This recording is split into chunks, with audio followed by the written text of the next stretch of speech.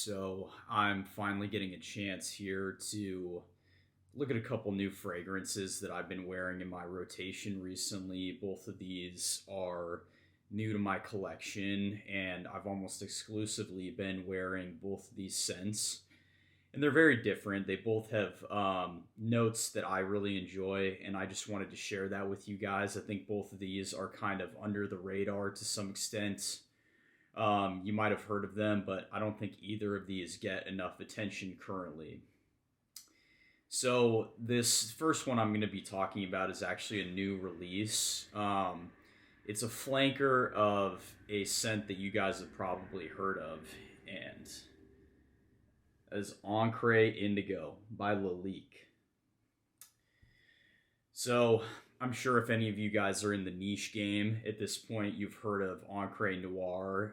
It's the smell that everybody says smells like a vampire. They say it smells like death, somebody dying, and I can agree with the fact that it is somewhat of a gothic smell. But what a lot of people are referring to when they talk about that kind of vibe that it's giving off is the really dirty, earthy vetiver that you get with these smells, almost every smell in this line by Lilique.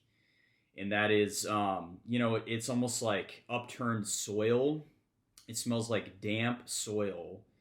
And it's definitely an acquired taste. I will say that the first time I smelled Encre Indigo, I wasn't a fan, and then I basically wore it an entire day, and I had the full experience with it. I got to wear it on skin as opposed to kind of like first just sniffing it out of the bottle.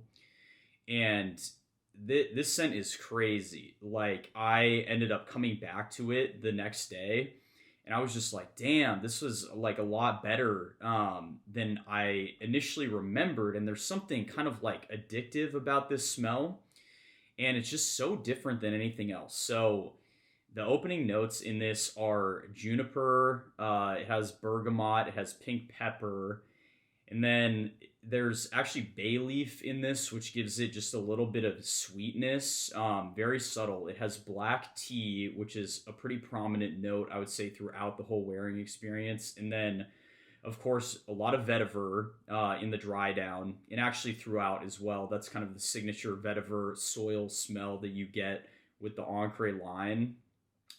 And then there's patchouli as well, and ambergris, all in the dry down. And this has a very kind of dark, inky smell. It retains that vibe from Encre Noir, where you get the, again, kind of like dirty, upturned soil, which is basically the vetiver and the patchouli.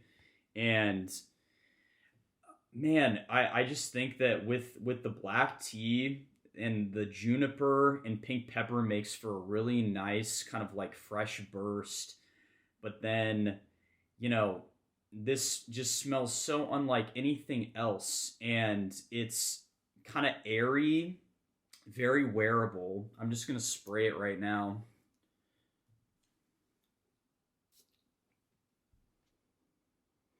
Mm. So, if you guys have ever smelled Squid by Zoologist, Squid has a very inky smell with a bit of like a damp kind of like aquaticness to it. It's also very salty. This is similar to that in some ways, but at the same time, I find Squid to be a bit like cloying. I know a lot of people think Squid is their favorite zoologist, and so I appreciate Squid, but it's just like almost too sweet, whereas this is so earthy. Mm. Wow. So yeah, if you guys could just imagine almost like smelling fresh, damp soil, and then maybe picture like you take a tea bag that hasn't been soaked in any tea and kind of like put that on top of the soil, and then take the inkiness from zoologist squid, which makes it like really deep and kind of dark and mysterious. And then I would say just it has that kind of like refreshing burst from the juniper and the bergamot in the opening.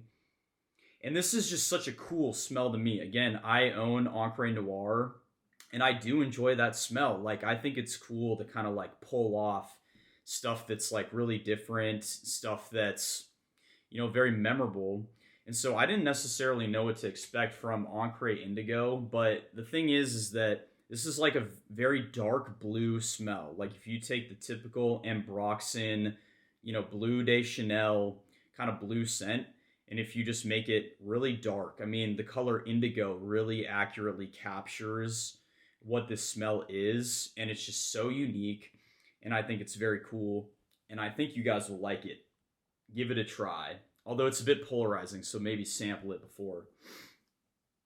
So this next one, oh man. So I went to a high-end fragrance store in my city, and I wanted to show support to the store. I've been there before, and I smelled a bunch of stuff, and I didn't actually buy anything because their prices are pretty high.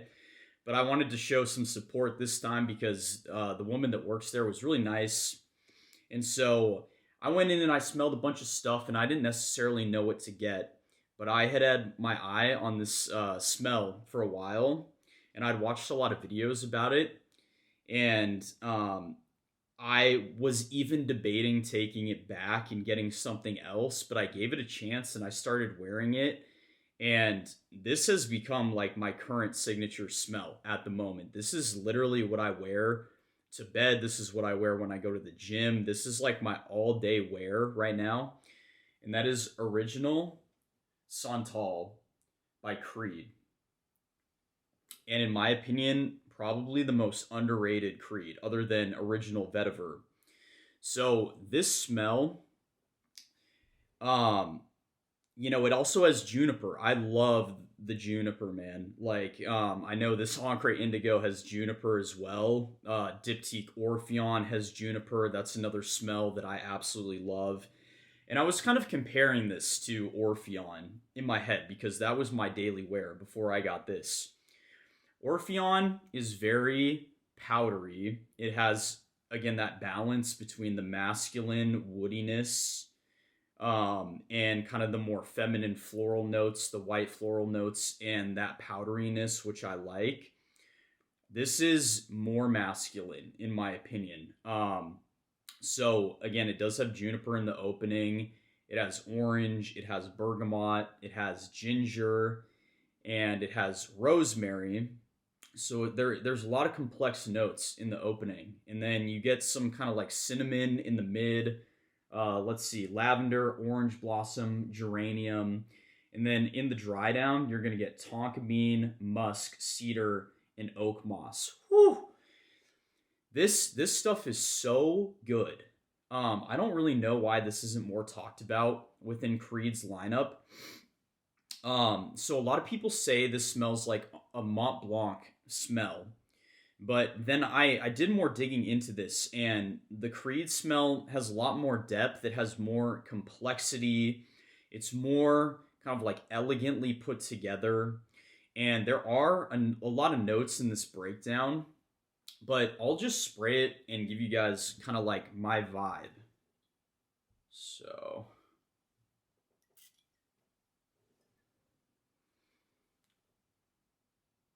wow. So, okay, the most prominent notes in the opening to me are the juniper, the rosemary, weirdly enough, the bergamot, and the orange.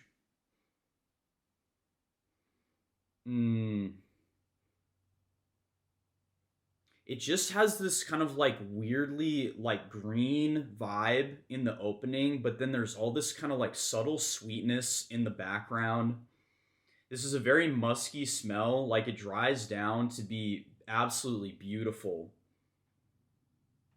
But the opening, it has this like sharp kind of funkiness. And again, maybe that's like the rosemary and the ginger with the citrus, with the juniper. But this is like so intoxicating. This is so nicely subtle. It's understated. It's absolutely beautiful. I love the tonka bean and the musk in that dry down. And again, if I were to compare this to Orpheon, this smells way more complex than Orpheon to me. Again, Diptyque makes pretty straightforward fragrances.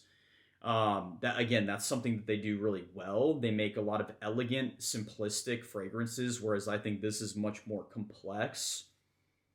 This has like a very clean kind of soapiness to it. That's why I think it makes a good gym scent. Again, I find that the longevity on this is pretty good for me. It's like 6 hours or possibly a little more if I like moisturize and all that properly.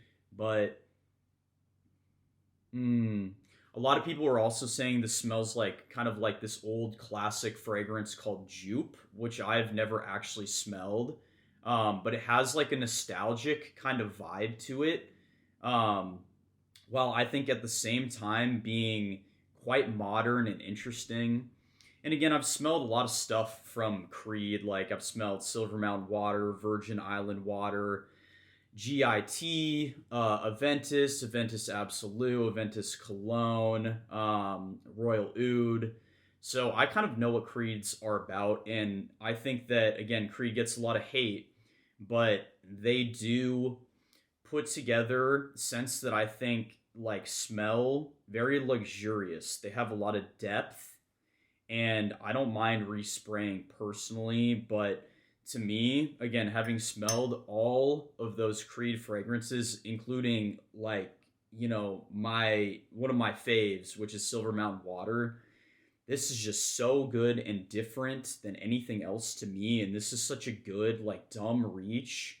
And I'm absolutely loving it. I mean, this is my signature smell right now. And I don't hear a lot of people talking about original Santal. There are so many other scents that get like way more hype and attention. And I did see, because I love watching these smell tests where they go out in public and they might have a bunch of girls or guys, smell kind of a lineup, maybe like 3 or 4 scents, and, say which one they like the most. And original Santal, like, is, you don't tell people what the scent is. People don't know what this scent is, and they absolutely love it. I think in this one test that I saw, they tested all those creeds I was telling you about. Aventus, Silver Mountain Water, you name it. And original Santal was the most liked, and yet nobody is talking about it. And so I think these are two like kind of different picks. Again, I want to give you guys stuff that you might not necessarily have heard of. I know that there are hardly any reviews of Encre Indigo online right now, and Encre Indigo is probably the best in the whole lineup between Encre Noir, Encre Sport, Encre Noir Extreme, I think is what it's called. This is the best one to my nose. And so, curious to hear what you guys think. Hope you enjoy the picks. Have a great day.